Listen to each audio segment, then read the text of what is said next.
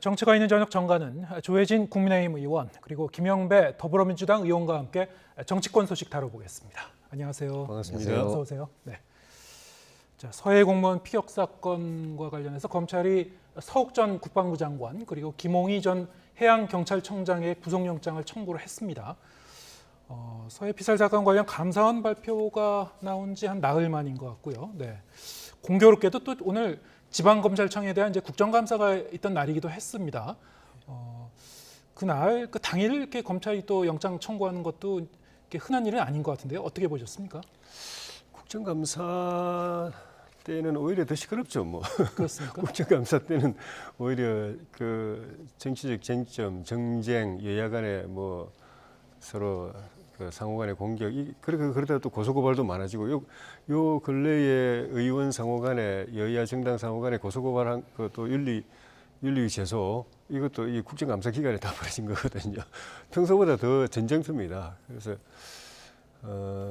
근데 이제 그 전 국방장관하고 전 해양청장에게 구속영장을 신청한 거를 보고서 어쨌든 검찰에서는 이 사건을 상당히 엄중하게 보고 있다 하는 느낌하고, 감사원에서 수사 의뢰를 했지만은 이거는 이제 감사원 수사 의뢰 받고 수사가 시작되는 게 아니고 검찰 자체적으로 이미 고소고발에 의해서 수사를 진행해 왔던 거기 때문에 아마 감사원에서 자체 조사를 해서 검찰에 넘긴 거는 참고 자료 정도 될 겁니다. 뭐 무의미한 건 아니겠지만은 감사원은 그 강제 수사권이 있는 게 아니기 때문에 검찰만큼 그렇게 깊이 조사를 못했을 거고, 검찰 수사가 아마 본령이고 거기에 감사원 조사가 참고가 되지 않을까. 그래서 지금 영장 청구한 거는 그동안에 검찰에서 진행해온 수사 결과를 가지고 한 거라고 보여집니다. 그 조만간에 또 그 당사자 중에 당사자가 크게 네 분이지 않습니까? 네. 국가안보실장 서훈,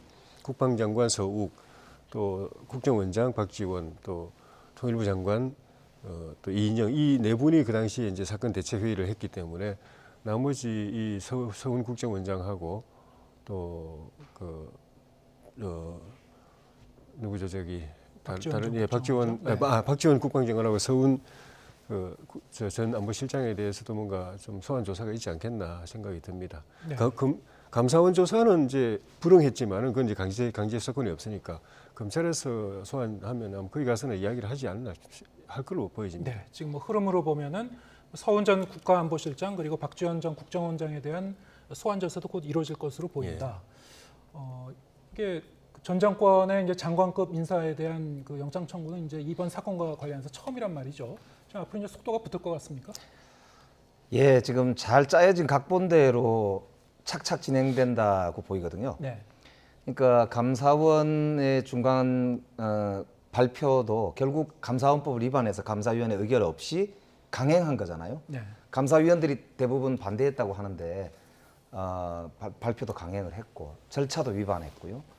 그리고 나더니 바로 검찰에서 지금 서욱 장관을 단 한 차례 조사를 하고 바로 기소를 이제 영장 청구를 한 거죠.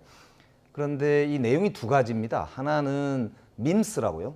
그러니까 군사 정보 체계 내에서 정보를 삭제했다라고 하는 거고, 또 하나는 뭐냐면은 아까 이제 그 나왔습니다만 허위 공문서를 작성했다. 그러니까 증거를 무리하게 끼워 넣기를 해가지고 월북으로 추정하는데 단정적으로 하는데 역할을 했다. 이 두 가지거든요.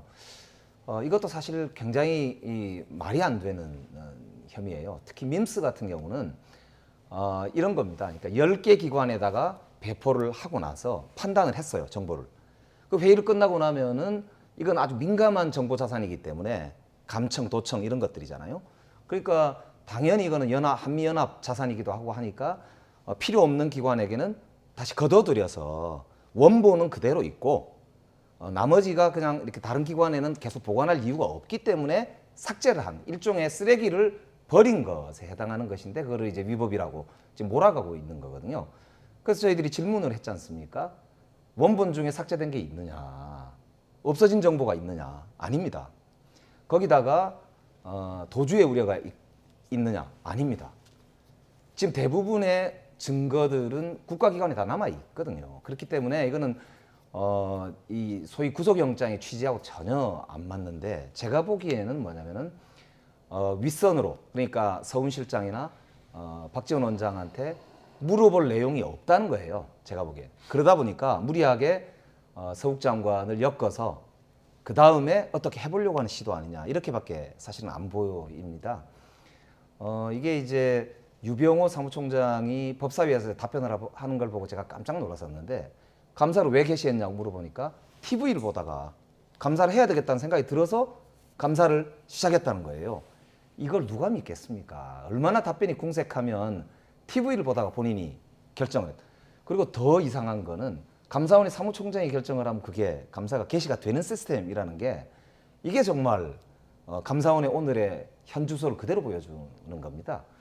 돌격대 중에 돌격대 역할을 자처하고 있는 사무총장이 자기가 TV를 보다가 새벽에 결정하면 그게 우리 온 나라가 이렇게 난리가 날 정도로 보복감사가 시작이 되는 그런 모습 자체가 지금 검찰과 감사원이 정말 합동으로 잘 짜여진 각본에 따라서 대통령실과의 어떤 그런 지시하에서 이게 진행되는 그런 하나의 연극 같은 걸 보고 있다 이런 느낌을 지울 수가 없습니다. 네, 전체 조사 수사가 하나의 이제 기획된 그런 그 흐름으로 지금 진행되고 있는 것이다 이렇게 말씀하셨고 그런데 이제 감사원이 전 정권의 한 20명 정도의 인물 이제 수사 의뢰를 했는데요. 예. 그럼 앞으로 이제 수사가 어떻게 진행될 것인가? 이제 기로에 선 것 같습니다. 예.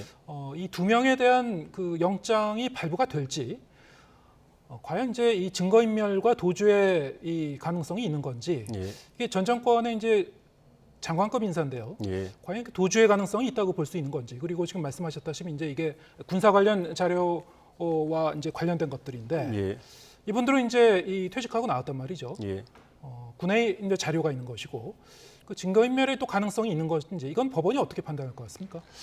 이제 법에는 형사소송법에는 말씀하신 것처럼 이제 증거인멸 도주 우려가 있을 때 영장을 발부하도록 되어 있는데 실제 법원은 그렇게 안 해왔습니다. 네. 어느 시기에 법원이든 간에 또 어느 정권의 사회에서 법원이든 간에 증거인멸 도주 우려가 없더라도 사안 자체가 중대하고 또 민심이 약간 뭐랄까요 좀 그게 약간 인민재판적 성격도 있겠지만은 민심이 안 좋으면 또 다른 그 이유를 대 가지고 구속영장 발부한 게 현실이었습니다. 네. 그게 제일 많았던 게 지난 정부였고 전직 대통령 이명박 박근혜가 어디 도망가겠습니까? 그런데 다 그 발부했지 않습니까? 그 뭐 단적인 예고. 또 그 이전의 정권도 그랬고 법원은 늘 그래왔기 때문에 구속시키기 싫으면 네. 그냥 도주 우려, 증거인멸 염려 없다 하고 구속 안 시키는 거고 구속시켜야 되겠다 또는 구속시켜야 될 부담을 느끼고 하면은 또 다른 사유를 들어가지고 사안의 중대성 또 뭐 혐의가 소명됐다, 그 입증됐다 뭐 이런 식으로 해서 또 구속시키고 그렇게 했기 때문에. 그건 또 재판부마다 또 다르고 그래서 어떻게 할지는 모르겠습니다만은 구속 여부와 관계없이 이 사건 자체는 중대할 수밖에 없는 게 좀 전에 이제 김영배 의원님 말씀하셨지만은 사안 죄명 자체가 직무유기, 직권남용, 권리행사방해, 허위공문서 작성 하나하나가 굉장히 중대한 거고 기억하시겠지만 지난 정부 때 그 김관진 전 이제 국방장관이라든가 안보실장이라든가 이런 분들이 세월호 사건 그 시기에 그 침몰되던 시기에 이 일지를 몇 줄 잘못 기입했다 해서 이제 허위사실 공문서 작성죄로 사람마다 이제 조금씩은 다르지만은 그것 때문에 많은 사람들이 엄청 고초를 당했습니다. 물론 나중에는 결백이 다 밝혀졌지만은 그거에 비하면 이거는 국정원이 그러니까 그 9시 40분쯤인가 이제 시신이 살해당하고 소각됐다는 게 이제 확인이 되고 대통령께 보고들이 아마 그 사이에도 드렸던 걸로 기억하는데 그 다음날 새벽에 1시에 아까 좀 말씀드린 그 네 분이 회의를 했단 말입니다. 회의를 하고서 돌아와서 새벽인데 직원들 불러가지고 국정원은 사심전서권 삭제, 첩보보고서 그 관련된 그 월북과 반대되는 월북 혐의와 반대되는 그 성격의 첩보보고서 46건을 삭제 지시를 하고 국방장관은 그 새벽에 돌아와서 직원 불러가지고 또 60건을 삭제 지시한 겁니다. 그러니까 사안 자체가 지난번에 정부 때 했던 사안과 비교해도 몇 배로 중대한 사안이기 때문에 뭐 법원이 그 판사의 성향에 따라서 뭐 구속할 수도 있고 안 할 수도 있겠지만은 수사나 또는 그 공소 유지는 상당히 엄중하게 가지 않을까 싶습니다. 네. 근데 거듭 말씀드리지만 삭제가 아닙니다. 삭제가 아니고 배포선을 정비한 거거든요. 그러니까 배포선을 10군데 줬던 것을 예를 들어서 5군데로 정비를 한 거거든요. 그렇기 때문에 삭제라는 단어가 가지고 있는 그런 걸 부각을 시켜가지고 지금 사실은 여론을 호도하려고 하는 움직임이거든요. 저는 이번 검찰의 기소를 한마디로 얘기하라고 하면 이건 낙인 찍기 그리고 전형적인 기정사실화 전략이라고 저는 봅니다. 마치 문제가 있는 것처럼 이렇게 이제 기정사실화 해놓고 그 다음에 추가로 뭔가를 이제 만들어내 보려고 하는 시도다 이렇게 보는데요. 그게 이렇습니다. 그러니까 지금 감사원의 감사 발표를 보면은 이제 이 한자가 적혀 있는 그런 구명조끼가 있었다. 그런데 거기에 대해서는 전혀 이제 저 정보 판단을 하지 않고 이제 묵살했다. 이렇게 이제 감사원 그 보고서에 되어 있는데 그런 이제 내용에 대해서 지금 그 당시에 청와대에 있었던 분들이나 고위직에 계셨던 분들은 전혀 보고를 못 받았다는 겁니다. 그러니까 이게 이제 실무선에서 어떻게 처리됐는지는 확인해 봐야겠지만 감사원의 자료들도 전부 추정에 불과해요. 주장에 불과하고. 근데 오늘 검찰도 보면은 그거를 기초로 추정을 가지고 기소를 한 거거든요. 그 사실은 문재인 정부에서 월북이라고 공식적으로 규정한 적은 없습니다. 다 월북 추정이었죠. 추정된다라는 거거든요. 왜냐하면 NLL 이북에서 일어났던 일이고 정보자산이라고 하는 게 다 감청을 통해서 이루어진 일들이기 때문에 눈에서 보는 게 아니라서 이거는 그 당시에 정보를 종합해서 판단해 볼 때 이렇게 추정된다라는 것이었기 때문에 그 추정에 대해서 사법적인 잣대로 지금 와서 이런 것들을 왜 안 했느냐고 하면서 사법 처리를 한다는 것은 지금 그러면 우리가 지금 이 대북 여러 이제 정보 자산들이 있고 앞으로도 계속 이런 일이 반복될 텐데 조금이라도 판단이 본인들과 다르거나 이후 지나고 봤을 때 뭔가 판단에 조금 미스가 있었다고 한다면 다 처벌받아야 된다는 결론이거든요.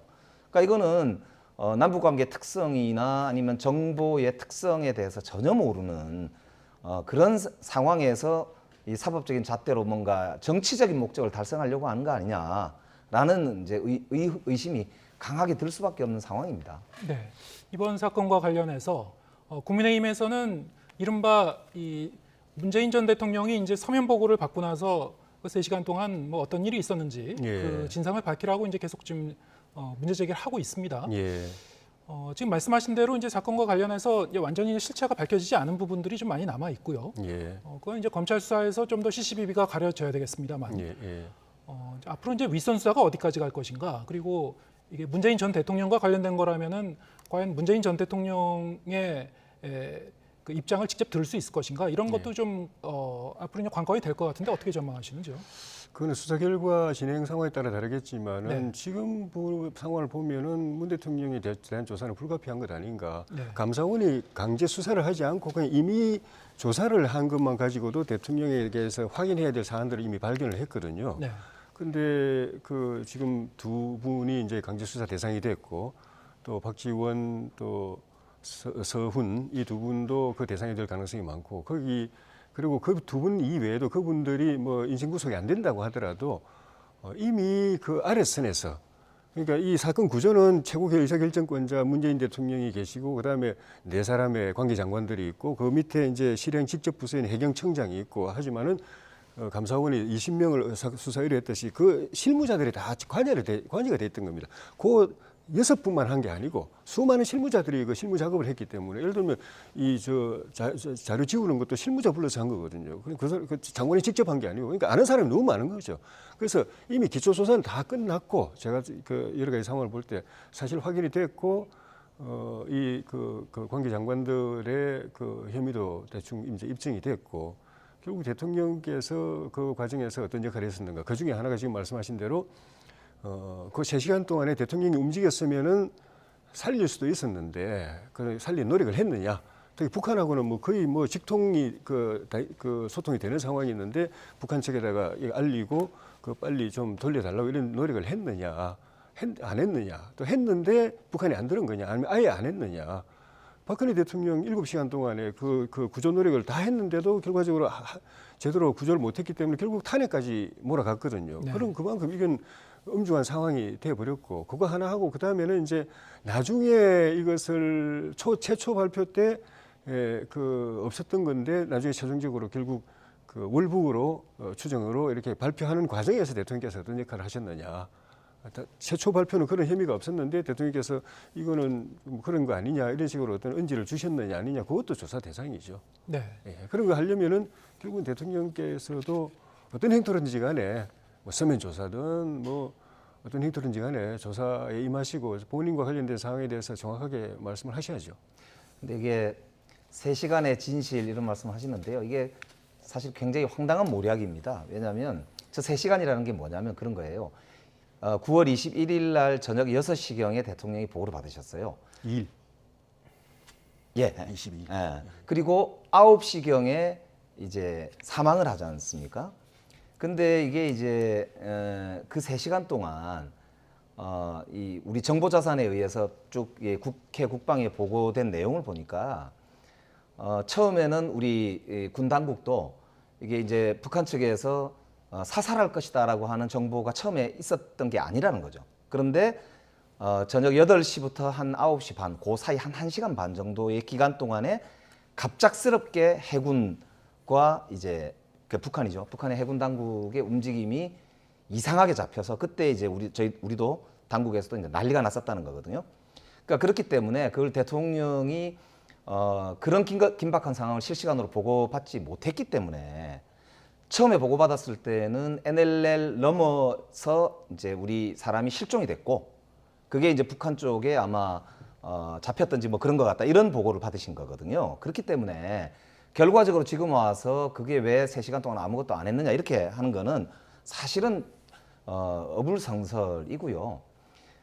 제가 보기에는 이게 전형적으로 아까 말씀드린 대로 모욕주기 그리고 낙인 찍기 이렇게 좀 일관하고 있는데 저는 특히 이 국민의힘이나 이 윤석열 정부가 자신들이 정말 이렇게 좀 여러 가지 외교 참사, 경제 위기 뭐 이런 데 대해서 국민들에게 여론이 좋지 않으니까 좀 탈출하려고 자꾸 이렇게 전직 대통령에 대해서 아무런 혐의도 없는 걸 가지고 지금 왜곡하고 이렇게 모략하는 이런 거는 좀 그만했으면 좋겠다 이런 말씀 드리고 싶고 오히려 지금이야말로 거듭 말씀드리지만 야당 대표와 손잡고 이 소위 국가적 위기, 경제 위기 이런 이제 위기 상황을 돌파하자라고 하는 리더십을 대통령이 보여줄 때입니다. 그렇기 때문에 정말 검찰공화국으로 치닫는 이런 상황을 저는 대통령의 결자 해제에서 풀어서 오히려 국민들이 지금 가장 듣고 싶어 하시는 말은 여야가 함께 합시다. 국민 여러분들과 함께 합시다. 이 위기를 돌파합시다.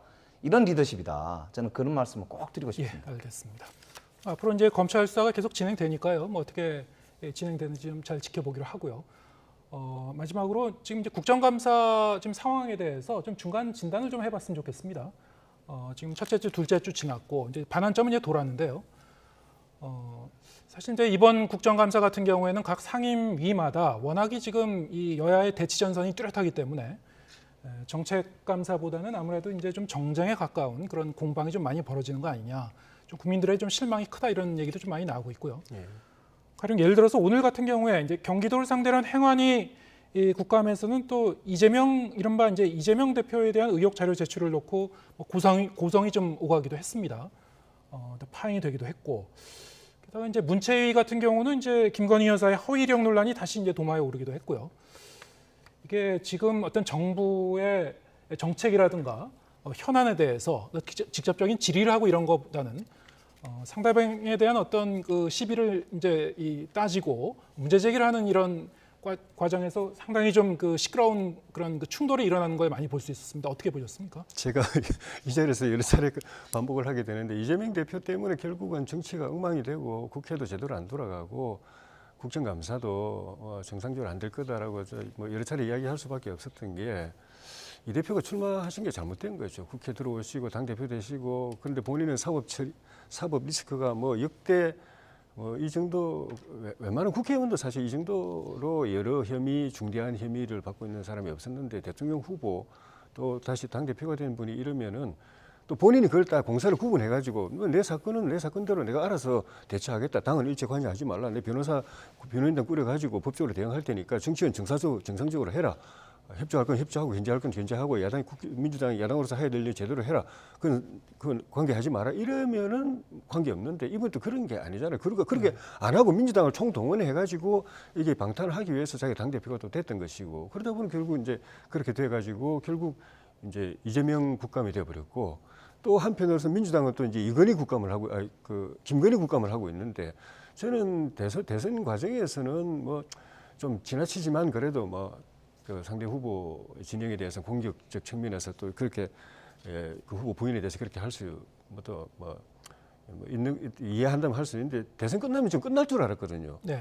그런데 이 대표가 딱 이제 다시 복귀해가지고 모든 걸 그쪽으로 이제 총동을 하면서 다시 또 이 김건희 카드도 다시 꺼내가지고 결국 정권을 흔들어야 되기 때문에 흠집을 내야 되기 때문에 힘을 빼야 이 문제가 해결의 희망이 보이기 때문에 김건희 여사 문제를 또 다시 꺼내고 네. 그러니까 이재명 그 국감이냐 지금 말씀하신 경기도 국감에서 김동연 국감을 해야지. 김동연이 지사인데 왜 이재명 국감을 하느냐라고 이제 민주당에서 이야기하는데 사실은 이번 국정감사는 지난번 국정감사, 작년 국정감사까지 한 거 이후에 그걸 모든 분야에서 그 이후에 그걸 해야 되는 겁니다. 그러니까 김동연 지사는 사실 7월 1일장가 취임했기 때문에 이제 2달밖에 안 돼서 뭐 잘할 것도 없고 못할 것도 없어요. 뭐 이렇게 국감하려고도 할 수가 없고 시기적으로 보면 작년 국정감사 때 이후에 국정이나 경기도정이나 이걸 해야 되고 그러려 보면 이재명 지사 관련 국감이 안 될 수가 없는 것인데 문제는 김건희 여사는 왜 했냐?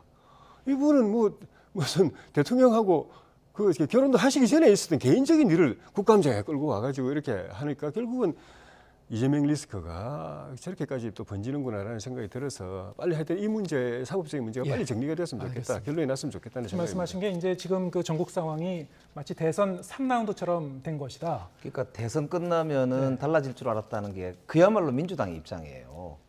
그러니까 그전 역대 대선은 다 끝나고 나면은 대선 때는 많이 치열하게 싸우더라도 적어도 상대방 대선 후보에 대해서 이렇게까지 모욕 주고 탈탈 털고 하는 경우는 없었지 않습니까? 사실 저는 이재명 대표가 대장동으로 기소가 됐으면은 그래도 국민들도 어느 정도 그럴 수도 있겠다 생각했을 것 같아요. 근데 지금 기소가 된 게 선거법이지 않습니까? 대선 후보가 역대로 선거법 위반했다고 기소된 적이 있습니까? 처음입니다. 그것도 말한 거 가지고 무슨 돈을 뿌렸다든지 무슨 대단한 무슨 큰 뭘 했다는 것도 아니에요. 그러니까 발언한 거 가지고 그냥 바로 전 대선 후보 그것도 현재 민주당 야당의 대표를 기소를 하니까 누가 봐도 이거는 또 해도 너무한다 이런 이제 생각이 들지 않습니까? 그래서 제가 거듭 말씀드리지만 우리 민주당 내에도 뭐 왜 문제가 없겠습니까? 가지 많은 나무에 뭐 좋은 일만 있는 건 아닙니다. 저희들도 바꿔야 될 것도 많고요. 그러나 역시 정부를 책임지고 있는 거는 여당이고 대통령 아닙니까? 대통령과 여당이 좀 전향적인 입장을 내시고 그러면서 전국을 이끌어가야 대통령제 취지에 맞는 것입니다. 결국에 이 여러 가지 혼란들이 일어나서 국민들의 민생에 문제가 생기면 1번 책임은 무조건 대통령이에요. 이렇든 저렇든 간에. 그렇기 때문에 그게 대통령제 취지고요. 그렇기 때문에 저는 지금이라도 대통령과 정진석 비대위원장께서 통 크게 한번 전체 우리 대한민국의 이 정국을 좀 전환을 시키셨으면 좋겠다 이런 말씀 꼭 드리고 싶습니다. 네, 좀 통큰 정치를 통해서 좀 전국을 전환했으면 좋겠다 그런 얘기가 민주당 쪽에서 나왔습니다. 사실 이게 대선 3라운드라는 얘기도 나오고 있습니다만 앞으로 이제 대선 4라운드, 5라운드가 되면 좀 곤란하겠죠. 앞으로 좀 잘 지켜보겠습니다. 조혜진 국민의힘 의원 그리고 김영배 더불어민주당 의원과 함께했습니다. 고맙습니다. 고맙습니다. 고맙습니다.